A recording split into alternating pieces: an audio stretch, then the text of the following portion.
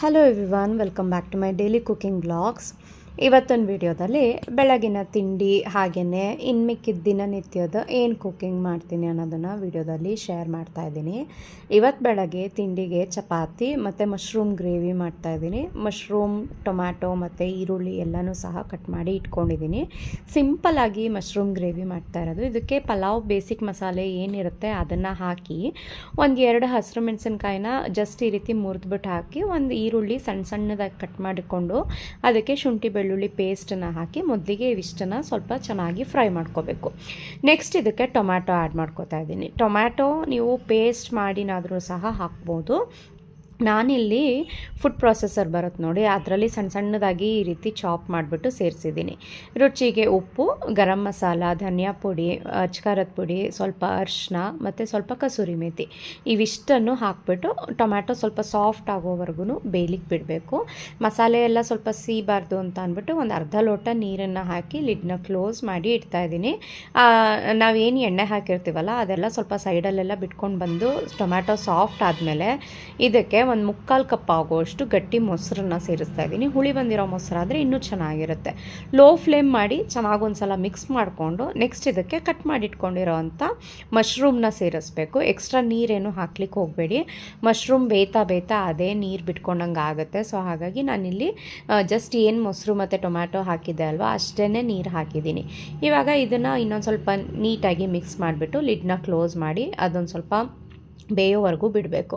So ನೋಡಿ, mushroom ಜಾಸ್ತಿ ಇದ್ದಿದ್ದು ಚೆನ್ನಾಗಿ ಬೆಂದಿದ್ದಾದ ನಂತರ ಶ್ರಿಂಕ್ ಆಗಿರುತ್ತೆ ಆ್ಯಂಡ್ ನೀರು ಏನು ಬಿಟ್ಕೊಂಡಿರುತ್ತಲ್ಲ ಅದೆಲ್ಲ ಸ್ವಲ್ಪ ಕಡಿಮೆ ಆಗೋವರೆಗೂ ನಾವು ಚೆನ್ನಾಗಿ ಫ್ರೈ ಮಾಡಿಕೊಂಡು ಕೊನೆಯಲ್ಲಿ ಇದಕ್ಕೆ ಒಂದು ಸ್ವಲ್ಪ ನಾನೊಂದು 1/4 ಕಪ್ ಆಗೋಷ್ಟು ಹಾಕ್ಕೊಂಡಿದ್ದೀನಿ ಫ್ರೆಶ್ ಕ್ರೀಮು. ಸ್ವಲ್ಪ ಜಾಸ್ತಿ ಇದ್ದರೆ ಕ್ರೀಮಿಯಾಗಿ ಚೆನ್ನಾಗಿರುತ್ತೆ ಅಂತ ಅಂದ್ಬಿಟ್ಟು ಫ್ರೆಶ್ ಕ್ರೀಮ್ನ ಹಾಕಿ ಕೊತ್ತಂಬರಿ ಸೊಪ್ಪನ್ನು ಹಾಕಿ ಜಸ್ಟ್ ಸ್ಟವ್ನ ಆಫ್ ಮಾಡಿ ಮಿಕ್ಸ್ ಮಾಡಿ ಮುಚ್ಚಿಡ್ತಾ ಇದ್ದೀನಿ. ಸ್ವಲ್ಪ ಗ್ರೇವಿ ಥಿಕ್ ಆಗುತ್ತೆ, ಆಮೇಲೆ ನಾವು ತಿನ್ನೋ ಟೈಮ್ಗೆ ಕರೆಕ್ಟ್ ಆಗುತ್ತೆ ಅಂತ ಅಂದ್ಬಿಟ್ಟು. ಸೊ ಗ್ರೇವಿ ಎಲ್ಲ ಮಾಡ್ಕೊಂಡಿದ್ದಾದ ನಂತರ ನೆಕ್ಸ್ಟ್ ಇಲ್ಲಿ ಚಪಾತಿ ಮಾಡ್ತಾಯಿದ್ದೀನಿ. ಇವತ್ತು ಮಲ್ಟಿಗ್ರೇನ್ ಆಟ ನಮ್ಮಲ್ಲಿ ಏನು ಸಿಗುತ್ತಲ್ಲ ಅದನ್ನೇ ಯೂಸ್ ಮಾಡಿ ಚಪಾತಿ ಮಾಡ್ತಾ ಇರೋದು. ಲಾಸ್ಟ್ ಟೈಮ್ ಅದನ್ನೇ ಯೂಸ್ ಮಾಡಿ ನೈಟ್ ಡಿನ್ನರ್ಗೆ ಫುಲ್ಕ ಮಾಡೋದನ್ನು ತೋರಿಸಿದೆ. ತುಂಬ ಜನ ಇಷ್ಟಪಟ್ಟಿದ್ರಿ. ಆ್ಯಂಡ್ ಇವತ್ತು ಅದರಲ್ಲೇನೇ ಲೇಯರ್ ಚಪಾತಿ ಮಾಡ್ತಾಯಿದ್ದೀನಿ. ಆ್ಯಂಡ್ ನಾನು ಚಪಾತಿ ಮಾಡಬೇಕಾದ್ರೆ ಯಾವಾಗ್ಲೂ ಫಸ್ಟ್ ಈ ರೀತಿ ಪೂರಿ ಸೈಜ್ಗೆ ಲಟ್ಟಿಸ್ಕೊಂಡು ಒಂದು ಸ್ವಲ್ಪ ಆಯಿಲ್ನ ಸ್ಪ್ರೇ ಮಾಡಿ ಟ್ರಯಾಂಗಲ್ ಶೇಪ್ಗೆ ಫೋಲ್ಡ್ ಮಾಡಿ ಮತ್ತೆ ಅದನ್ನು ಚಪಾತಿ ಥರ ಸೈಡಲ್ಲೆಲ್ಲ ತೆಳುವಾಗಿ ಹರ್ಕೊತೀನಿ. ಆವಾಗ ಉಬ್ಬಿನೂ ಬರುತ್ತೆ ಆ್ಯಂಡ್ ತಿನ್ಬೇಕಾದ್ರೆ ಲೇಯರ್ ಥರ ಬರುತ್ತೆ. ಸಖತ್ತಾಗಿ ಅನಿಸುತ್ತೆ. ನಮಗಂತೂ ಚಪಾತಿ ತುಂಬಾ ಇಷ್ಟ. ಕೆಲವೊಬ್ಬರು ಮನೆಯಲ್ಲಿ ಫಸ್ಟ್ ಚಪಾತಿ ಸ್ವಲ್ಪ ಹಾರ್ಡ್ ಆಗುತ್ತೆ ಅಂತೆಲ್ಲ ಹೇಳಿ ಇದು ಮಾಡ್ತಾರೆ. ಆದರೆ ಮೊದಲನೇ ಚಪಾತಿಯಿಂದ ಹಿಡಿದು ಕೊನೆ ಚಪಾತಿ ತನಕನೂ ಅಷ್ಟೇ ಸಾಫ್ಟಾಗಿರುತ್ತೆ, ಅಷ್ಟೇ ಚೆನ್ನಾಗಿರುತ್ತೆ ನಾವು ಮಾಡೋವಂಥ ಚಪಾತಿ. ಸೊ ರೌಂಡ್ ಬರಲ್ಲ, ಏಕೆ ಅಂದರೆ ನಾನಿಲ್ಲಿ ಟ್ರಯಾಂಗಲ್ ಶೇಪ್ನಲ್ಲಿ ನಾನು ಫೋಲ್ಡ್ ಮಾಡಿ ಒತ್ತುತ್ತೀನಿ ಅಲ್ವಾ, ಹಾಗಾಗಿ ಟ್ರಯಾಂಗಲ್ ಶೇಪ್ನಲ್ಲೇ ನಾನು ಚಪಾತಿನ ಮಾಡ್ಕೋತೀನಿ. ಟೇಸ್ಟು ಮತ್ತು ಪದ್ರವಾಗಿ ಚೆನ್ನಾಗಿ ಬಂದರೆ ಸಾಕು. ತವ ಚೆನ್ನಾಗಿ ಕಾದಾದ ನಂತರನೇ ಚಪಾತಿ ಏನು ಲಟ್ಸಿರ್ತೀವಿ ಗೋಧಿದು ಅದನ್ನು ಹಾಕಬೇಕು, ಇಲ್ಲಾಂದರೆ ಪ್ಯಾನ್ಗೆಲ್ಲ ಅಂಟ್ಕೊಬಿಡುತ್ತೆ. ಮೊದಲನೇ ಚಪಾತಿ ತುಂಬ ಹಾರ್ಡ್ ಆಗುತ್ತೆ. ಸೊ ಚಪಾತಿ ಎಲ್ಲ ಮಾಡ್ಕೊಂಡಿದ್ದ ನಂತರ ನಾನು ಗ್ರೇವಿ ಇಲ್ಲಿ ತೋರಿಸ್ದೆ ಅಲ್ವಾ, ಫಸ್ಟು ಸ್ವಲ್ಪ ನೀರಾಗಿತ್ತು, ನಾನು ಹೇಳಿದ್ನಲ್ಲ, ಆಮೇಲೆ ಅದು ತಣ್ಣಗಾಗ್ತಾ ಗಟ್ಟಿ ಆಗುತ್ತೆ ಅಂತ.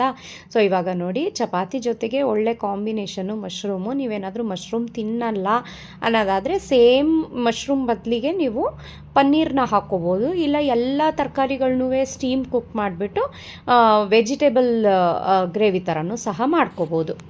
ಆ್ಯಂಡ್ ನನಗೆ ಇವತ್ತಿನ ಆರ್ಡರಲ್ಲಿ ಹುರುಳಿ ಜುಣ್ಕದ ಪೌಡರ್ಗೆ ತುಂಬಾ ಆರ್ಡರ್ಸ್ ಬಂದಿತ್ತು.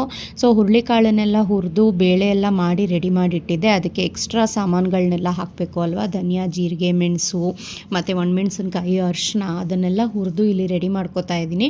ಸ್ವಲ್ಪ ಟೈಮ್ ಸಿಕ್ಕಿದಾಗ ನಾನು ಈ ರೀತಿ ರೆಡಿ ಮಾಡಿಕೊಂಡು ಹೋಗಿ ಮಿಲ್ ಮಾಡಿಸ್ಕೊಂಡು ಬಂದುಬಿಟ್ರೆ ಸೊ ದಟ್ ಆಮೇಲೆ ಅದನ್ನು ಪ್ಯಾಕಿಂಗ್ ಮಾಡೋದಕ್ಕೆ ಈಸಿ ಆಗುತ್ತೆ. ಆ್ಯಂಡ್ ಹುರುಳಿ ಜುಣ್ಕ ಅಂತೂ ಖಾಲಿನೇ ಆಗೋಗಿತ್ತು, ಸ್ವಲ್ಪನೂ ಇರಲಿಲ್ಲ. ಒಂದು 3 to 4 kg ಆಗೋಷ್ಟೇ ಆರ್ಡರ್ಸ್ ಬಂದುಬಿಟ್ಟಿತ್ತು ನನಗೆ. ಹಾಗಾಗಿ ಇವತ್ತು ಮಾಡಲೇಬೇಕು ಅಂತ ಅಂದ್ಬಿಟ್ಟು ಅದಕ್ಕೊಂದು ಸ್ವಲ್ಪ ರೆಡಿ ಮಾಡಿಕೊಂಡು ನೆಕ್ಸ್ಟ್ ಹಾಗೆಯೇ ಹುಚ್ಚೆಳ್ಳು ಪುಡಿಗೂ ಸಹ ಆರ್ಡರ್ ಇತ್ತು. ಆ್ಯಂಡ್ ಇಲ್ಲಿ ನೋಡ್ತಾ ಇರ್ಬೋದು, ಹುಚ್ಚೆಳ್ಳನ್ನು ಸಹ ನಾನು 1 kg ಆಗೋಷ್ಟು ರೆಡಿ ಮಾಡಿ ಇಟ್ಕೊಂಡಿದ್ದೀನಿ. ಮಧ್ಯಾಹ್ನದ ಊಟದ ಟೈಮಿಗೆ ಅಷ್ಟರಲ್ಲಿ ಹುಚ್ಚೆಳ್ಳು ಪುಡಿಗೂ ಎಲ್ಲನೂ ಸಹ ಹುರಿದ್ಬಿಟ್ಟು ತೆಗೆದಿಟ್ಬಿಡೋಣ ಅಂತ ಅಂದ್ಬಿಟ್ಟು ಅದನ್ನು ಸಹ ರೆಡಿ ಮಾಡಿಕೊಂಡೆ. ಅಷ್ಟರಲ್ಲಿ ಮಧ್ಯಾಹ್ನದ ಊಟದ ಟೈಮು ಸಹ ಆಯಿತು. ಬೆಳಗ್ಗೆ ಗ್ರೇವಿ ಮಾಡಿದ್ದು ಸ್ವಲ್ಪ ಮಿಕ್ಕಿತ್ತು, ಅದಕ್ಕೇ ಪನ್ನೀರ್ ಹಾಕಿ ಸ್ವಲ್ಪ ಜೀರಾ ರೈಸ್ ಮಾಡಿಬಿಡೋಣ ಅಂತ ಅಂದ್ಬಿಟ್ಟು ರೈಸ್ಗೂ ಸಹ ಇಟ್ಟಿದ್ದೆ. ಎಲ್ಲ ರೆಡಿ ಆದಮೇಲೆ ಪ್ಯಾನ್ಗೆ ಒಂದು ಸ್ವಲ್ಪ ಎಣ್ಣೆ ಹಾಕಿ ಜೀರಿಗೆ ಮತ್ತು ಪನ್ನೀರನ್ನ ಫಸ್ಟ್ ಫ್ರೈ ಮಾಡ್ತಾಯಿದ್ದೀನಿ. ಪನ್ನೀರೇನು ಹಾಕಲ್ಲ ನೀವು ಅಂತ ಅಂದರೆ ಹಾಗೇನೂ ಸಹ ಮಾಡ್ಕೋಬೋದು. ಜೀರಿಗೆ, ಹಸಿರು ಮೆಣಸಿನ್ಕಾಯಿ, ಗೋಡಂಬಿ ಎಲ್ಲನೂ ಹಾಕಿ ಚೆನ್ನಾಗಿ ಫ್ರೈ ಮಾಡ್ಕೊಳ್ಳಿ. ಪನ್ನೀರ್ ಮತ್ತು ಗೋಡಂಬಿ ಸ್ವಲ್ಪ ಗೋಲ್ಡನ್ ಬ್ರೌನ್ ಆದಮೇಲೆ ಅದಕ್ಕೆ ಶುಂಠಿ ಬೆಳ್ಳುಳ್ಳಿ ಪೇಸ್ಟು ಮತ್ತು ಈರುಳ್ಳಿ ಎಲ್ಲನೂ ಹಾಕಬೇಕು. ಫಸ್ಟೇ ನೀವು ಈರುಳ್ಳಿ ಎಲ್ಲನೂ ಹಾಕ್ಬಿಟ್ರೆ ಅದು ಫ್ರೈ ಆಗಲ್ಲ, ಸಾಫ್ಟ್ ಆಗಿಬಿಡುತ್ತೆ. ಹಾಗೆಯೇ ಈರುಳ್ಳಿ ಎಲ್ಲ ನೀರು ಬಿಟ್ಕೊಳ್ಳುತ್ತಲ್ವ, ಹಾಗಾಗಿ.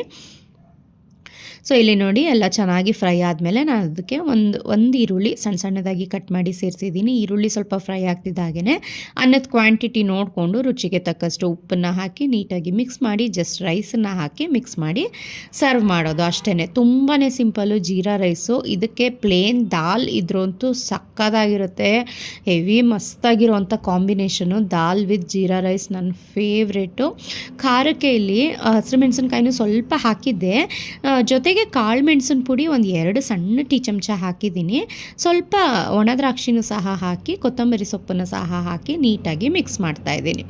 ಈ ಮಿಕ್ಸ್ ಮಾಡಬೇಕಾದ್ರೆ ಆ ಜೀರಿಗೆ ಘಮ ಏನಿದೆಯಲ್ಲ ಫುಲ್ ಮನೆಯೆಲ್ಲ ಹರಡ್ಕೊಳ್ಳುತ್ತೆ, ಸಖತ್ತಾಗಿರುತ್ತೆ. ಯಾರ್ಯಾರಿಗೆ ಜೀರಾ ರೈಸ್ ಇಷ್ಟ ಕಮೆಂಟ್ ಮಾಡಿ ತಿಳಿಸಿ. ಆ್ಯಂಡ್ ಸಾಮಾನ್ಯ ಹೋಟ್ಲುಗಳಲ್ಲಿ ಘೀ ರೈಸ್ ಅಂತ ಅಂದ್ರೂ ಇದೇ ರೀತಿ ಕೊಡ್ತಾರೆ, ಸೇಮ್ ಪ್ರೊಸೀಜರ್ ಇರುತ್ತೆ, ಬಟ್ ತುಪ್ಪದಲ್ಲಿ ಮಾಡಿ ಕೊಡ್ತಾರೆ ಅಷ್ಟೇ. ಸೊ ನಾವು ಘೀ ರೈಸ್ ಅಂತ ಅಂದರೆ ಕೋಕೋನಟ್ ಮಿಲ್ಕ್ ಎಲ್ಲ ಹಾಕಿ ಮಾಡ್ತೀವಿ ಅಲ್ವಾ, ಅದು ಬೇರೆ ಥರ ಕುಷ್ಕ ರೈಸ್ ಥರ ಟೇಸ್ಟ್ ಬರುತ್ತೆ. But jeera rice ghee rice almost similar, but ಇದಕ್ಕೆ ಯಾವುದಾದ್ರೂ ಒಂದು ಗ್ರೇವಿ ಅಥವಾ ದಾಲ್ ಇದ್ದರೆ ಸಖತ್ತಾಗಿರುತ್ತೆ ಟೇಸ್ಟು. ಸೊ ಪನ್ನೀರೆಲ್ಲ ಹಾಕಿದ್ದೆ ಅಲ್ವಾ, ಸಖತ್ತಾಗಿತ್ತು ಟೇಸ್ಟು. ಸೊ ಮಧ್ಯಾಹ್ನಕ್ಕೆ ಗ್ರೇವಿ ಜೊತೆಗೆ ಜೀರಾ ಪನ್ನೀರ್ ರೈಸ್ ಮಾಡಿದ್ದೆ. ಆ್ಯಂಡ್ ಬೆಳಗ್ಗೆ ನನಗೆ ಲಡ್ಡು ತೊಗೊಳಕ್ಕಾಗಿರಲಿಲ್ಲ, ಚಪಾತಿ ಮತ್ತು ಮಶ್ರೂಮ್ ಗ್ರೇವಿನೇ ಹೆವಿ ಅಂತ ಅನ್ನಿಸ್ಬಿಡ್ತು ನನಗೆ. ಹಾಗಾಗಿ ಮಧ್ಯಾಹ್ನ ಒಂದು ಹೊತ್ತು ನಾನಿಲ್ಲಿ dry fruits laddu, dates and nuts laddu, completely sugar free, ಬರೀ ಡೇಟ್ಸ್ನ ಹಾಕಿ ನಾನು ಮಾಡೋ ಅಂಥದ್ದು. ಎಲ್ಲ ಥರ ನಟ್ಸು, ಎಲ್ಲ ಥರ ಡ್ರೈ ಫ್ರೂಟ್ಸ್ನೆಲ್ಲ ಹಾಕಿ ಸಣ್ಣದಾಗಿ ಕಟ್ ಮಾಡಿ ಮಾಡೋ ಅಂಥದ್ದು. ಸಖತ್ ಟೇಸ್ಟ್ ಇದೆ ಮಾತ್ರ. ಒಂದು ಸಲ ತರಿಸ್ಕೊಂಡು ನೋಡಿದ್ರೆ ನಿಮಗೇ ಅದ್ರ ಟೇಸ್ಟ್ಗೆ ಫಿದಾ ಆಗೋಗ್ತೀರಾ, ಅಷ್ಟು ಟೇಸ್ಟ್ ಇದೆ. ನನಗೇ ಒಂದಕ್ಕೆ ಕಂಟ್ರೋಲ್ ಮಾಡೋಕ್ಕೇ ಆಗಲ್ಲ, ಇನ್ನೊಂದು ತಿನ್ನೋಣ ಅಂತ ಅನಿಸುತ್ತೆ.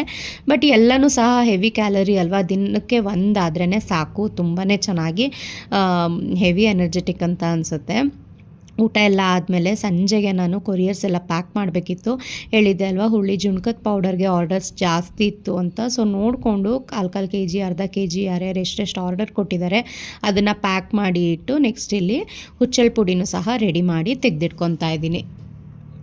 ಇದ್ರ ಮಧ್ಯ ಮನೆ ಕೆಲಸ ಮತ್ತು ಮಿಕ್ಕಿದ ಕೆಲಸಗಳೆಲ್ಲ ಇದ್ದೇ ಇರುತ್ತೆ, ಅದನ್ನೆಲ್ಲ ನಾನೇನಿಲ್ಲಿ ತೋರ್ಸೋಕ್ಕೆ ಹೋಗಿಲ್ಲ. ಆ್ಯಂಡ್ ಹುಚ್ಚೆಳ್ಳು ಪುಡಿನೂ ಸಹ ಎಲ್ಲ ರೆಡಿ ಮಾಡಿ ಬಾಕ್ಸಿಗೆ ಹಾಕಿಟ್ಟ ನಂತರ ನಾನಿಲ್ಲಿ ಇವತ್ತಿನ ಆರ್ಡರ್ಸ್ ಎಲ್ಲ ಪ್ಯಾಕ್ ಮಾಡಿ, ಆರ್ಡರ್ಸ್ ಏನೇನು ಪೆಂಡಿಂಗ್ ಇತ್ತು ಅದನ್ನೆಲ್ಲ ತಗೊಂಡು ನಮ್ಮನೆ ನೇಬರ್ ಒಬ್ಬರು ಹಲಸಿನ ಹಣ್ಣು ತಂದುಕೊಟ್ಟಿದ್ರು. ನನ್ನ ಫೇವ್ರೆಟ್ ಹಲಸಿನ ಹಣ್ಣು ಅಂದರೆ ಯಾರಿಗೆ ಇಷ್ಟ ಆಗಲ್ಲ ಹೇಳಿ. ಸೊ ಸಂಜೆ ಊಟಕ್ಕಿಂತ ಮುಂಚೆ ಒಂದು ಬೌಲ್ ಆಗೋಷ್ಟು ಹಲಸಿನ ಹಣ್ಣನ್ನು ತಿಂತಾಯಿದ್ದೀವಿ ನಾನು ಹಿತೈಷ್ ಇಬ್ರೂ.